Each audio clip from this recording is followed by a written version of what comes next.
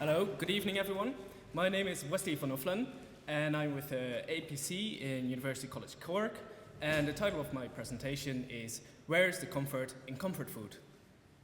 So I wanted to start off actually by saying that I was planning to dance this presentation, but my supervisor told me, probably with good reason, not to do this. But if you want to see my PhD dance, you can Google Wesley Dance PhD and you can see it. But okay, that aside. Let's get back to the science, comfort food. During the day, from breakfast until going to bed, we're exposed to a lot of stress. And somehow, all of us, to a certain extent, manage to cope with this stress. But how do we stay relaxed in stressful situations? Well, some of us like to work out in the gym after a stressful day in the office, while others might find it more tempting to go home, lie on the couch, and eat comfort food. But what in the body tells us to crave comfort food? Is stress possibly involved? Does it say this is okay? So we first have to understand how the body copes with stress.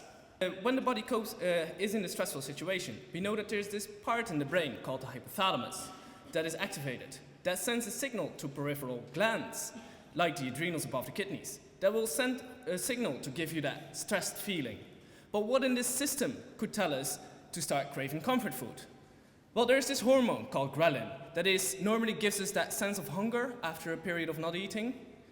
And we know that this hormone ghrelin is increased in the blood in stressful situations.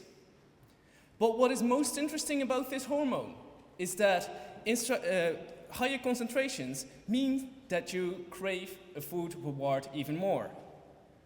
So what I'm looking for in my PhD is whether we can block out ghrelin's function to protect the brain against stress-induced comfort eating.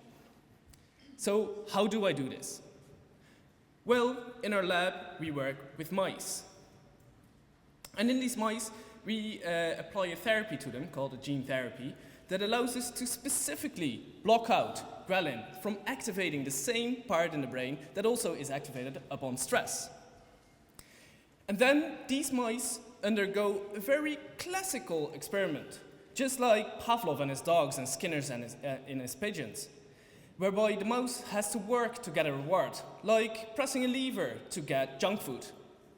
And in these mice, we will then look at whether they actually look out for more reward in stressful situations.